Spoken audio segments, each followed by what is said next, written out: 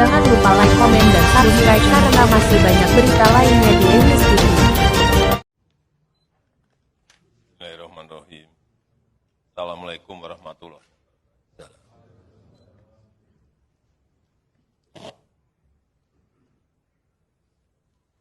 Kakak saya, sahabat baik saya, yang mulia Datuk Sri Anwar Ibrahim.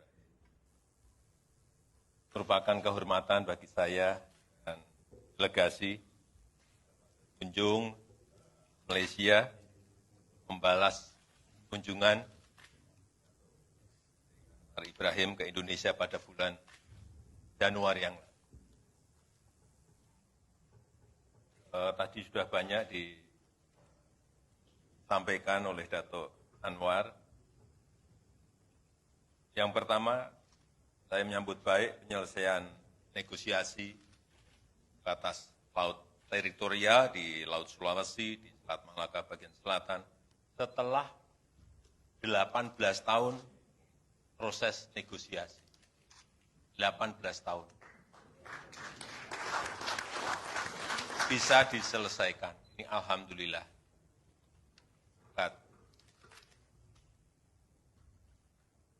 Sri Anwar Ibrahim yang bekerja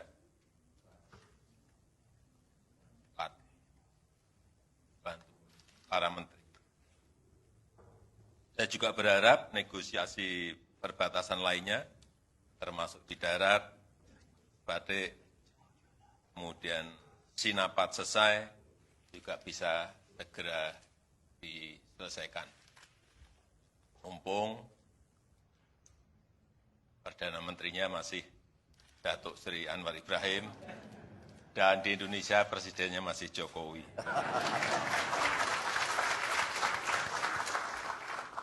Saya juga menyambut baik penyelesaian MOU untuk Border Crossing Agreement, Border Trade Agreement, dan juga sertifikasi halal, dan juga kerjasama promosi investasi.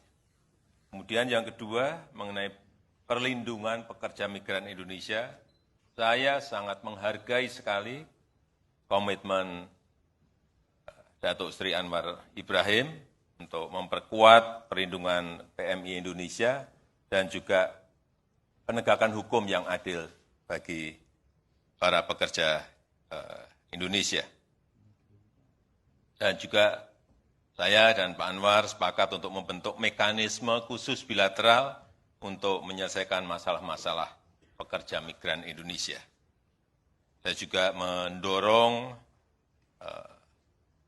Community Learning Center di Semenanjung segera diwujudkan, dan juga WNI yang ada di depo imigrasi juga bisa segera dipulangkan, serta one channel system harus dioptimalkan.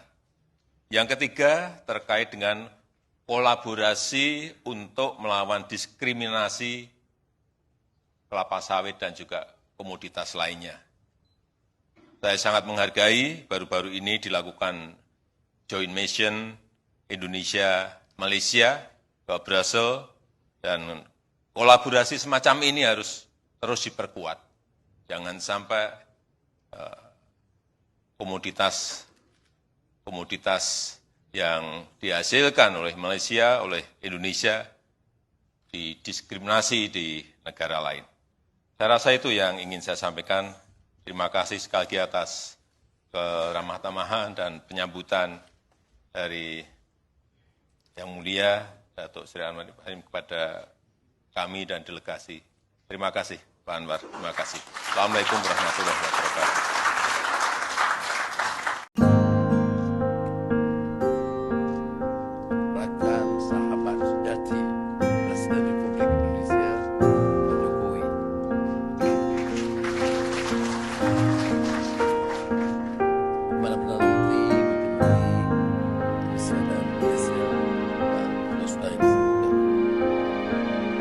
Saya tidak mau anggap ini sebagai jawatan kerja biasa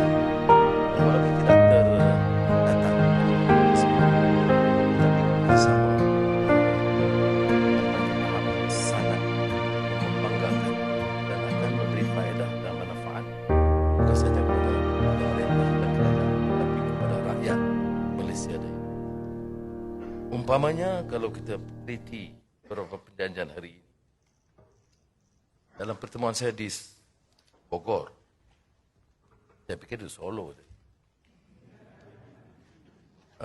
Bapak Presiden dengan cara santai beritahu saya, Anwar, runding ini sudah puluhan tahun atasan, tak mampu diselesaikan.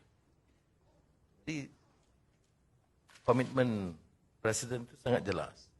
Sebab itu pengarahan kita di sini dan sambut baik di sana. Terutama dengan dua di luar.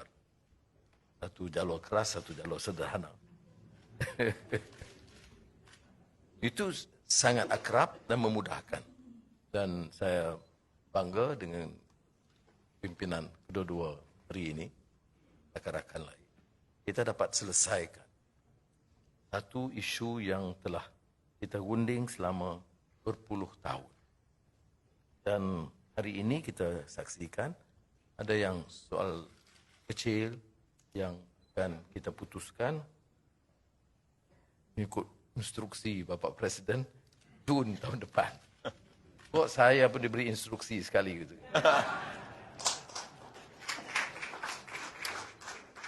Kemudian yang dari segi perdagangan dan pelaburan itu penting. Sebab itu kita berikan penumpuan yang lebih dalam memori persefahaman ini tentang pelaburan langsung asing, pelaburan di sempadan yang dipermudahkan. Beberapa keputusan itu dilaksanakan, masuk soal pekerja PKI dan juga soal sempadan. Kerana cara kita mendukung ibu negara Indonesia di Kalimantan ialah untuk memperkukuh pembangunan di sempadan. Dan kembalinya saya dari Indonesia dalam belanjawan madani, kita peruntukkan 1 bilion ringgit untuk perkukuhkan beberapa badan kanun dan juga imigrasi, custom di sempadan, termasuk juga jalan, infrastruktur, prasarana asas. Ini setelah cara kita memberi dukungan dan sokongan kepada Indonesia dalam rangka membina ibu kota baru. Yang lain itu adalah pembatasan sempadan darat dan maritim, seperti kita dah beritahu tadi. Kerjasama ekonomi meningkat, tapi ada satu aspek yang Presiden Jokowi agak tekankan dengan begitu tegas. G7 dan di beberapa forum antarabangsa lainnya. Untuk menjaga dan melihara kepentingan urusan dagang kita, pengeluaran kelapa sawit, bukan saja untuk syarikat-syarikat besar, tetapi juga untuk kebun-kebun kecil. Dan kita sambut dengan baik dan saya ucap tahniah kerana kedua-dua menteri dalam rapat Eropah telah pertama kalinya satu suara Indonesia-Malaysia menyuarakan pertahankan kepentingan kelapa sawit.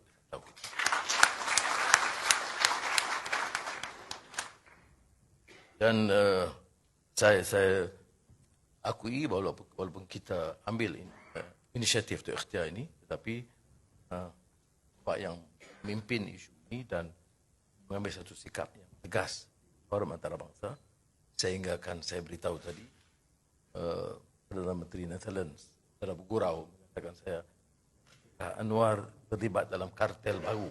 Saya mula tak dapat tangkap. Rupanya istilah kartel itu digunakan juga oleh Bapak Presiden dalam pertemuan G7 untuk pertahankan kepentingan ekonomi negara dan rakyat. Jadi yang lain-lain itu macam isu sempadan termasuk jerbu kerjasamanya, peningkatan soal kebudayaan, pendidikan, kegiatan dakwah yang sederhana, pemahaman Islam yang diamalkan di Indonesia yang boleh kita manfaatkan. Itu semua insya-Allah kita akan teruskan kerana ini memberi makna persahabatan dan kerjasama yang akrab. Jadi acara Presiden Jokowi hari ini itu luar biasa. Santai terus. Jadi kita mau ke mana? Mau ke Coket, Kampung Baru. Kok saya kata ini presiden. Jadi kita persulitkan juga kita ini soal. Tapi itulah sosok Presiden Indonesia ini.